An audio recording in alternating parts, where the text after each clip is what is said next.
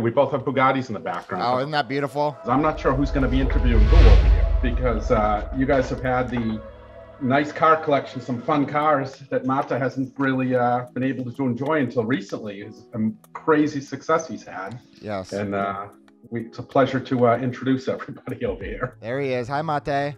Hey guys. It's great to be here. You know, we really enjoy sitting down, you know, just kind of where you started from and how you got to where you are at such an extremely young age. Yes, we are very lucky and feel very privileged to be able to sit down with some of these innovators and leading the new automobile boom with the hypercars. Cool, agree.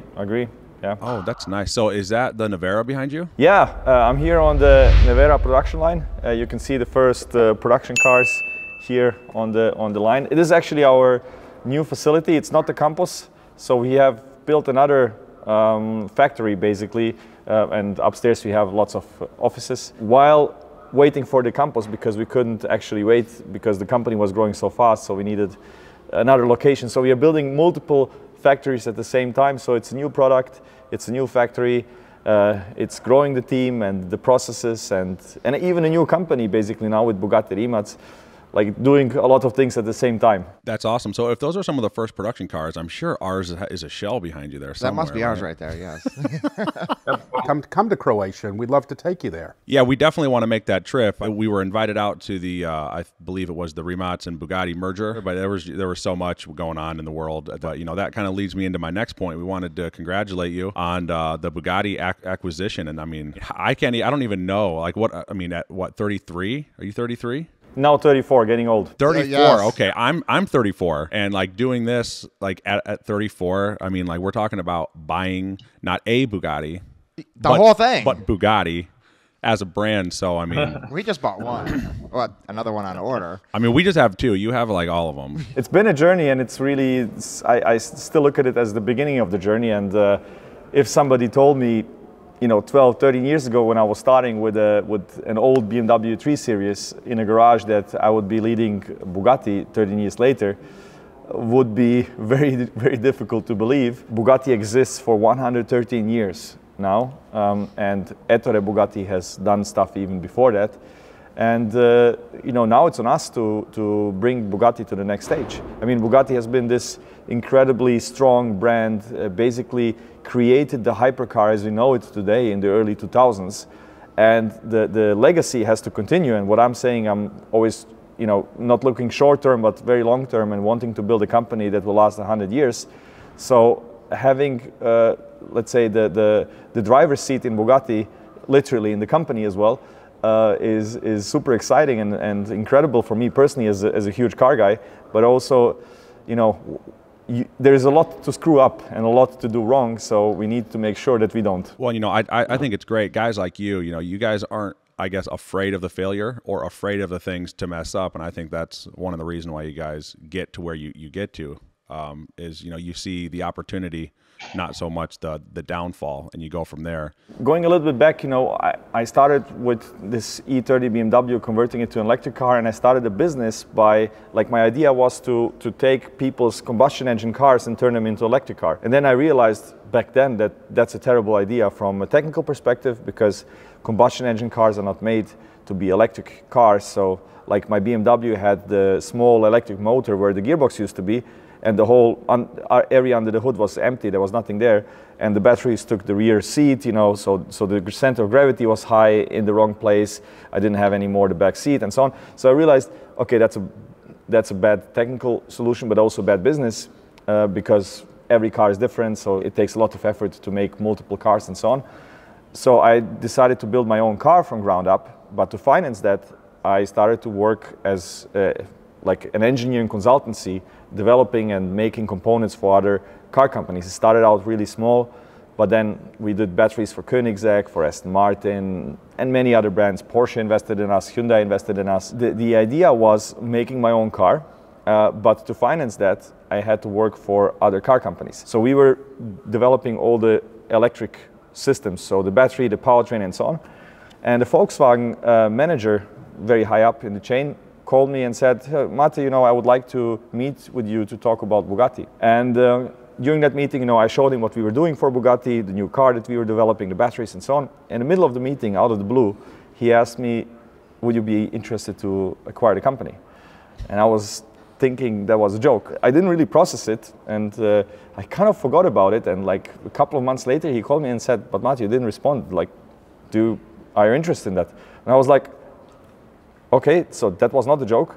And then I really started thinking about it, and realized that it's one of the very rare situations in life where it's a win-win-win-win. So it's a win for Volkswagen, it's a win for Bugatti, it's a win for us, for the employees, and also for the customers in the market. Volkswagen is, one of the biggest companies in the world. It's actually the biggest company in Europe, not car company, but biggest company. As such, they have decided to focus on electrification and building that core business of theirs, making mass-produced cars for the masses.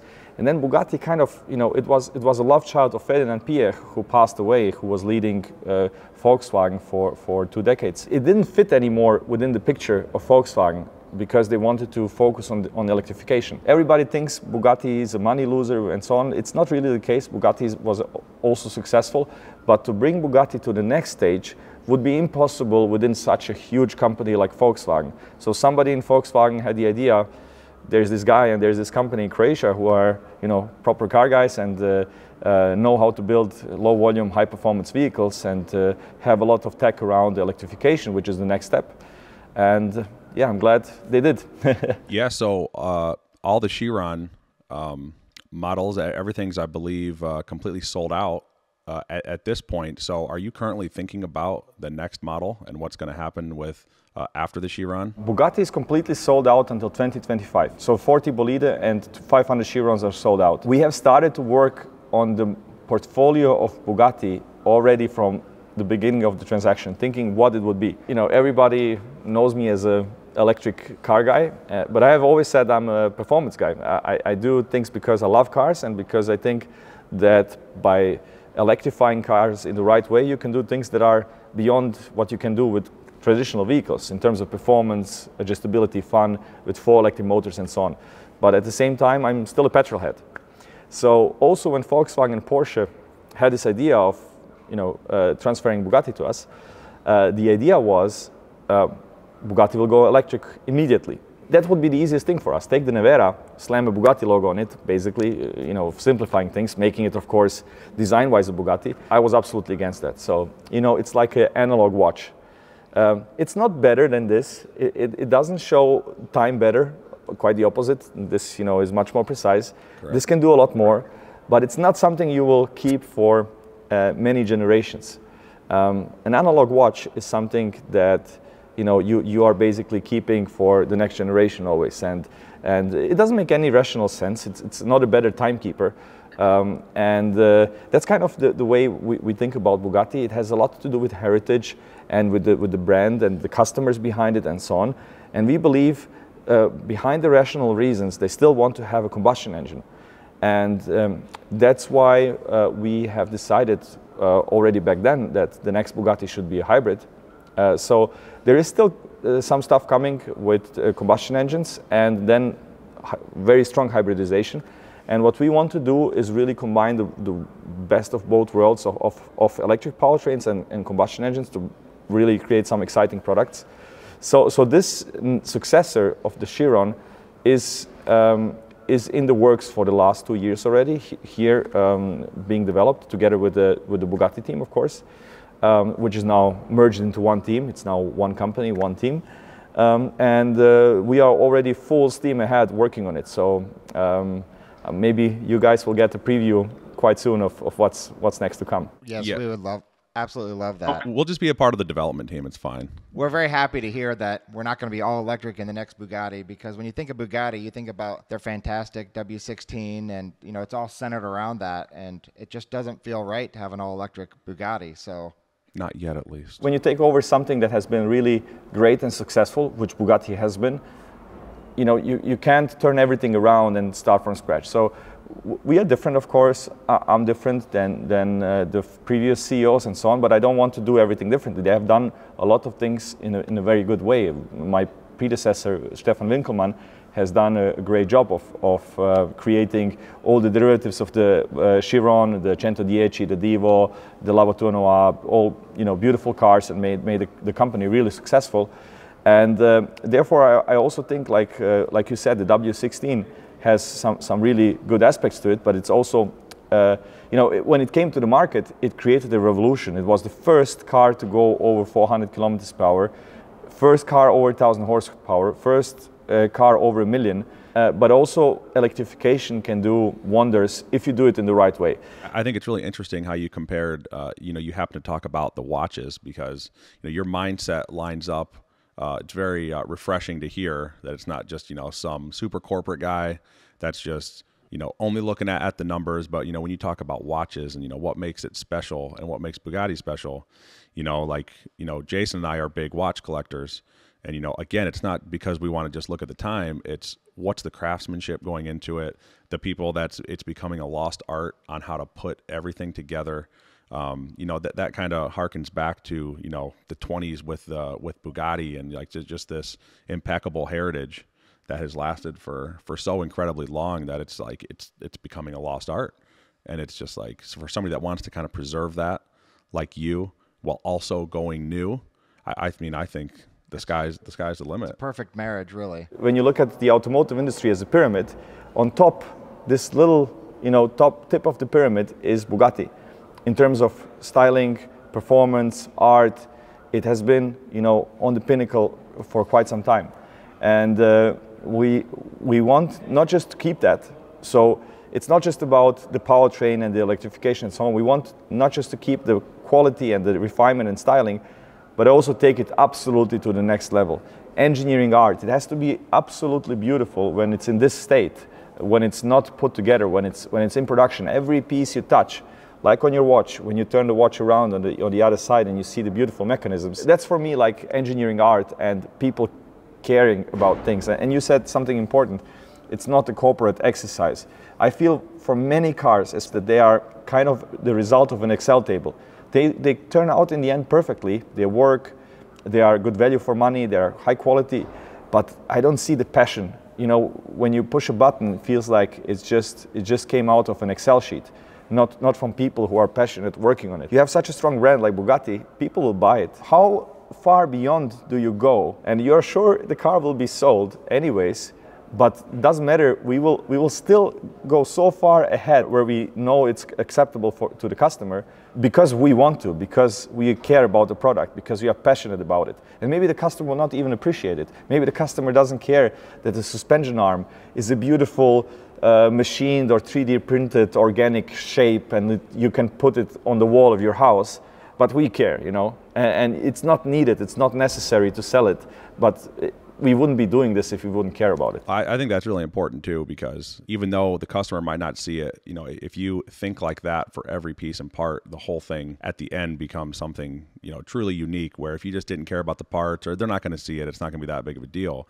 It will have an impact on the final result. You know, I mean, obviously you understand that, you're a car guy, every one of those pieces. Well, that's what makes it so special. And the same with timepieces, you know, the care and the passion that's gone into the design and the mechanisms, and it really shines through. Even though you can't see everything, you do feel it. You know, it's a time capsule in the end, because what we make now, what's rolling off this production line here, will be around in 50 years or 100 years. It will not end up in the shredder like an Econobox, like you know, the majority of normal cars. So it has to be relevant and beautiful and interesting also in 100 years time. If you look now at pre-war Bugattis, you open up the hood, it looks amazing, it's beautiful. The way they did their engine and all the little details, even the bolts and everything was super high quality, and you saw somebody put passion and the creativity into it to make it into art. That's the kind of thinking we have to have, because these cars need to be relevant and beautiful and desirable, not today, not tomorrow, but 100 years. I love that. Yes. Well, timeless, like you said. I mean, absolutely timeless. So, you know, this gets me even more excited to have whatever the next gen Bugatti is. I mean, I was excited before, but after talking to you just for a little bit and feeling a little bit of your passion, for sure, I'm super stoked. Let's order 10 of them.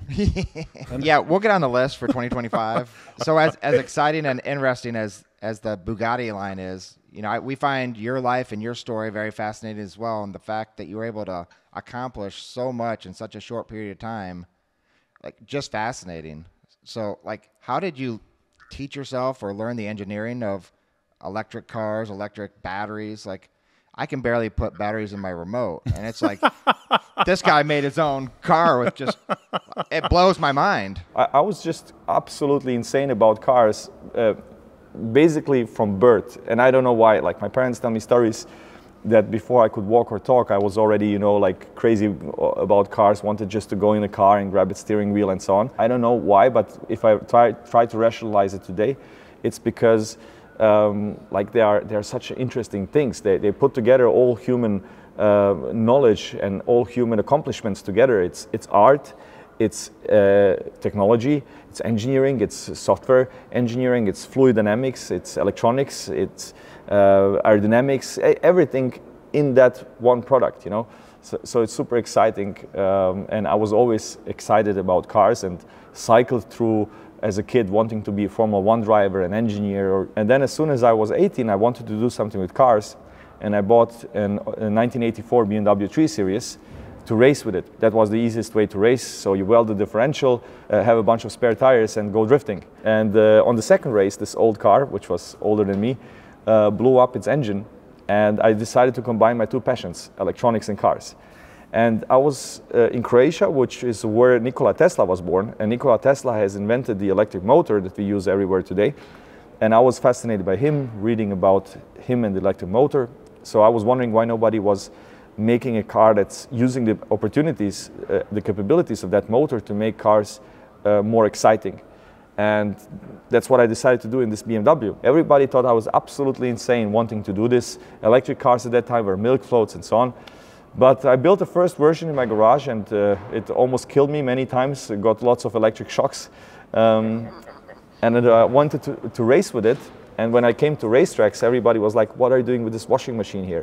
And when I started, there was nothing really there in terms of batteries and powertrains for cars like that. So we had to start doing it ourselves. But that was, in the end, our biggest advantage, because we developed know-how and experience and technology that we can then sell to others, to Koenigsegg to help them make the Regera, to Aston Martin to help them make the Valkyrie, and many other car companies.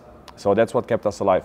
And now it gives us really this freedom and flexibility. So if there is a problem here with the electronic control unit or with the charger is built right over there. So 20 meters away, the engineers who developed the charger are here in the same building.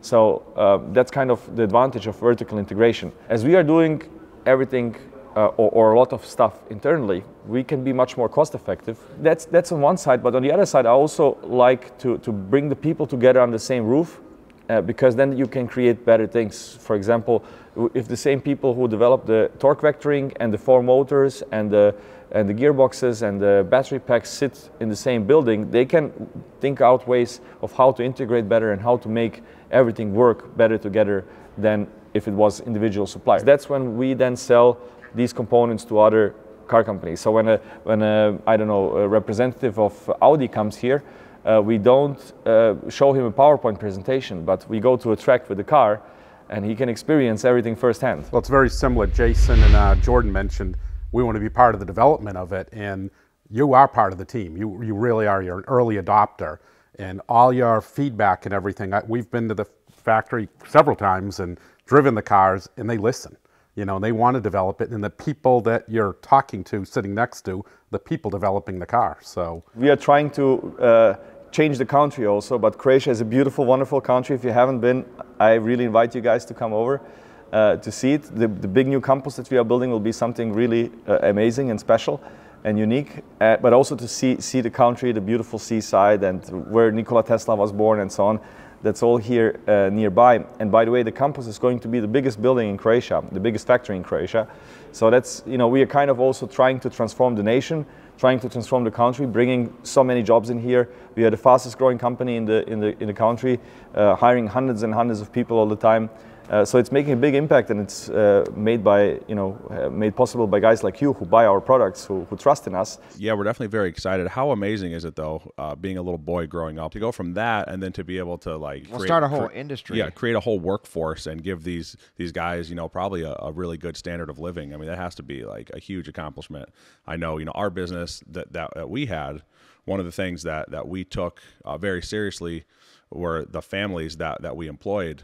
And, you know, it's not just the people, but it's their wives, it's, you know, potentially their husbands, it's their kids. You know, you really take that to heart, and developing something that, you know, is not just whatever product you're putting out, but affecting, you know, hundreds and hundreds, if not thousands of families, and being a huge feat and accomplishment in your mind, which again leads us to, you know, developing your own car in the Rimac Nevera. So, you know, did you just get to a point to where you were making all the technologies for all the other cars and selling it, and you're like, hey, I can do this too. I want to make my own car. You know, did that kind of transition that way? I'm a total car nut like you guys, and I was reading all the car magazines from beginning to end, the day when they would come out, and especially the prototypes in their, you know, in their camouflage, and what will be shown on the next Geneva, what will be shown next Detroit, you know, Frankfurt Auto Show, and so on. What's behind the curtains? And I was always like, oh, what's under these camouflage that they found somewhere in Sweden, you know, and somebody, some paparazzi took a photo of it. And now we are actually behind the curtains. I'm talking with the CEOs and CTOs of the big car companies, and we are helping them develop their models that will be shown to the public in 3, 4, 5, 8 years' time. So that's so exciting to me, like coming from, you know, that side of the fence, where I was always wondering, what's the next car going to be, the next BMW, the next Mercedes, whatever. And now, you know, just the room next to me here, we are building parts for those cars that will come to the market. That's just, I don't even know. I'm just excited to just own your cars, to be honest. I mean, you know, it's people like you that put all the work into it. But well, to take a step back too, we will definitely take you up on your offer to come visit your factory, visit your campus, and show us a good time in Croatia. We really connect with you well, just talking for a little bit, because being the same age, being a car guy, like I have a desire just to go see you right now, and let's just go have fun and hang out. Right, you know, for sure. We can talk about cars and just. And the relationships are very important to us. It's very nice when you get into these, you know, small production cars that you do feel like you're part of the family. You know, with Koenigsegg's, Pagani, we feel like we're part of that family. We're excited to be part of the Rimac family as well. No, that's super important. Like just last week, I had here a guy who has 50 Bugattis. 50. The perspective that he has on Bugatti, it's totally different than what I was expecting. And I think you would have a very different perspective than him. It is kind of a combination between, yes, understanding the market and listening to the customers, but then also in some things, you know, you have to have the guts and say, okay, I don't care what anybody thinks. We'll just push through with it because we think it's the right thing to do. Rimac versus the world.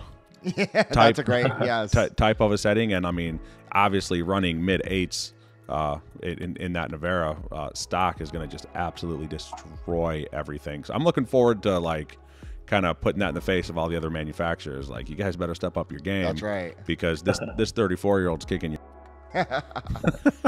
So this is what we'll do. We'll send a couple of engineers over to you to have like a working vacation for 2 weeks with that drag strip that you have. And because we like maybe had half a day or maybe 1 day of engineering to like dedicate it for drag strip to optimize the performance of the car. And now if you have, let's say, 3 or 4 days at the track with the car there, I'm sure we can shave off huge amounts of time from that 8.5. So I think that's a neat idea that we should. We'd love that. Yes, for sure. Yeah, I mean, I think we got some really cool stuff that we can do together. So, you know, we appreciate you taking the time. I loved hearing about you know, how you came up. It's always interesting for us, and you know, we're excited to get the car and put some miles on it. Yeah, I look forward for that as well. So maybe when you come to pick up your car before we send it to the US, to come here and then we have some fun. I think that's definitely going to happen. Yeah, we'll plan on that, and we know you have a busy schedule. So thank you for taking the time, and you and Todd, we appreciate getting this put together on, I guess, shorter notice, and you know, hopefully we'll have more conversations and we'll get to see each other in person. Yeah, it was really great to get a chance to feel like we know you now and feel like we are becoming part of that Bugatti Rimac family. And just thank you again for your time. We know you're super busy. No, absolutely. It was a pleasure to talk to you guys. So much looking forward to meet you in person. Well, thank you, everybody. We greatly appreciate it, and we'll all talk soon, all right? Yep. Thank you, guys. Bye-bye. Bye-bye. Bye. Something's coming. You can feel it. A storm. People here call it Nevera. It's relentless. Intimidating.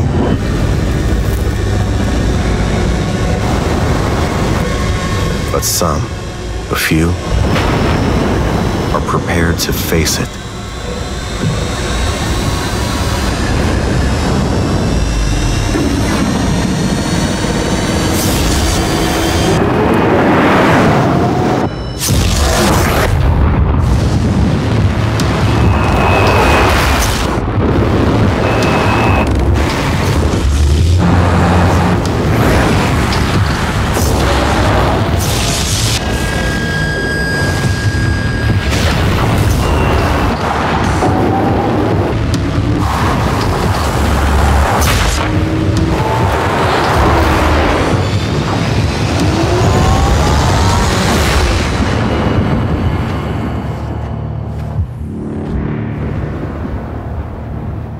This storm is not for everyone.